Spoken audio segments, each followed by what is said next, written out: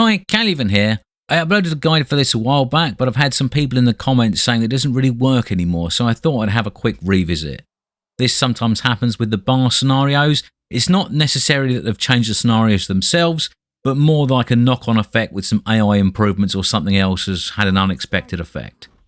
So we're going to open up just as before. We're going to build a bot lab, then we're going to get 6 wind turbines up and then a mechs, and then we're just going to queue up loads on our commander, so he keeps building 6 turbines and then a mechs, and then another 6 turbines and then a mechs. So it seems to be the big problem is the amount of time you get between the start of the game and the Behemoths arriving is highly variable. I don't think anything has necessarily changed, maybe the frequency, I'm not quite sure. But essentially you get somewhere between 6.5 minutes and 9 minutes before they show up at their base. Now I tried this a few times and I can't seem to get it to turn up early. I got it to turn up about 7 minutes before, but I think it's still possible to do a bit earlier. So what I'm going to do instead is just assume it's going to arrive by 6.5 minutes and make sure we're ready to go by then, which hopefully should cover us from all bases.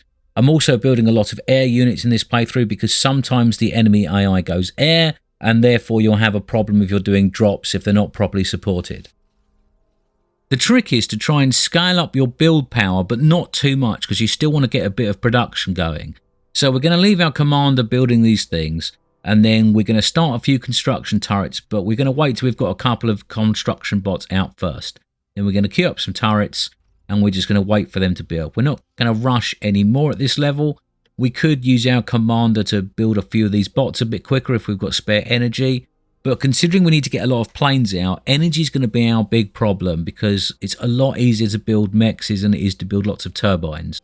Even though the wind amount on this map is really, really high, it still takes a time to build all these turbines. So now that we've got a third construction bot out, we're going to get some more turbines up and we're going to just keep queuing them. I'm going to build these turbines quite near to the construction turrets. The idea will be that if we're running low on energy from building turrets and units, we can just quickly flick them over to help build some of the wind turbines to fix our energy problem. Not using that much precision here. I haven't really played bar in a little while, so I'm a bit rusty. But it's more about what you do than exact pixel perfect timing on this one.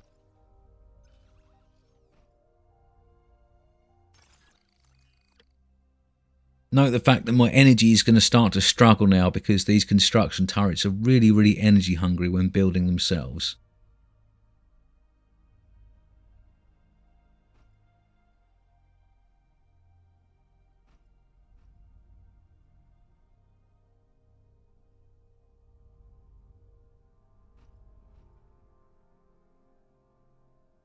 So I will be using them to do some other odds and ends, flick over to wind production.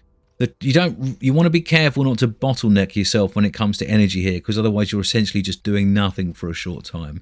So note that I'm manually controlling these construction turrets for a bit, just to get more and more turbines up quickly to fix this energy deficit. And now we're going to use a couple more of our construction bots that have come out to start building our T2 bot lab, because we're going to need this, because we're going to want to build some fat boys. We're going to go for 6 fat boys, and then we're going to go for 7 transports, so we can move the fat boys and we can move our commander. That's the objective here. And then as soon as I've got 2 free construction bots out that aren't doing anything, I'll pair them up, take them out and go and build some more wind turbines. And I will start to do it around the construction turrets, because that means whenever my energy is running into a big deficit, I can just flick the turrets over to that structure and help fix my energy problems.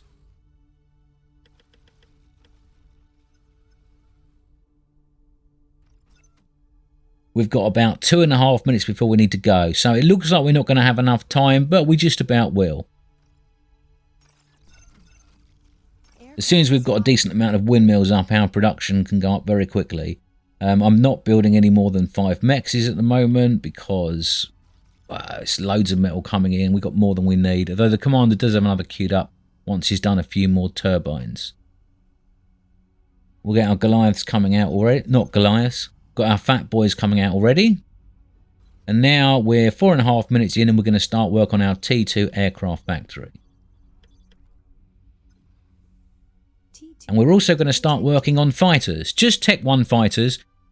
You will need some. Sometimes there'll be a few enemy fighters. Sometimes the enemy AI will have really committed to air and there'll be quite a lot of fighters.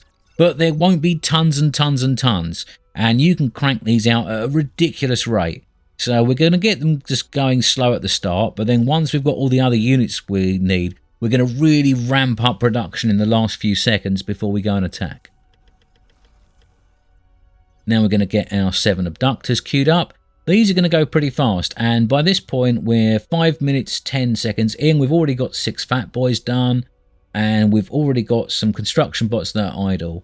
I've got one more bot building a dragon's claw over there, just in case one little light vehicle comes through, as it sometimes does. And if there is any aircraft that come through, it's not a problem because we've got enough fighters to deal with the odd bomber. And we're going to bring our commander down now, because we're going to need to start picking up. We're on our 4th abductor already. So things are going quite well. And we're going to be moving out in about 45 seconds.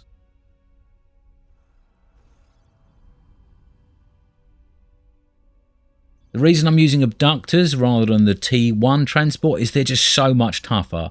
I've had problems with using the T1 heavy transport because it gets shot down really easily if they use some light anti-aircraft turrets, or I do have some fighters. But these abductors are quite tough. So we've only got like 20 seconds left, but we're absolutely ramping out the fighter production. Now we've got everything else we need. We've got one new fighter coming out every second or something.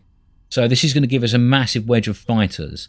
And the second we hit 6 minutes 20, we're going to tell all of these fighters to go over here on a patrol order and just shoot down any enemy fighters they encounter. We're also going to send over our transports with an unload order in the corner of the map. You'll see there are some fighters on the radar at the top there. But our massive swarm of fighters will easily just tear through these. Also, they will soak up some of the anti-air missiles when we get to the base.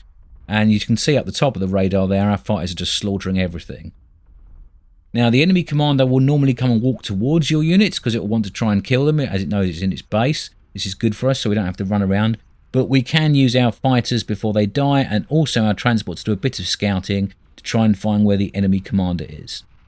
So you'll see on this playthrough, the Behemoths are still miles down the map, but sometimes they're in your base by now. But it's not a problem because we've got 6 fat boys down, we've got our commander, there's the enemy commander, probably 1 salvo from all these will actually kill him, and then that wins us the game. Easy as that. So, still very doable. I think a few things may have changed, but as long as you're quick and you're precise and you've got a plan, I don't think you'll have a problem. Anyway, thanks for watching. See you later. Ta-ra.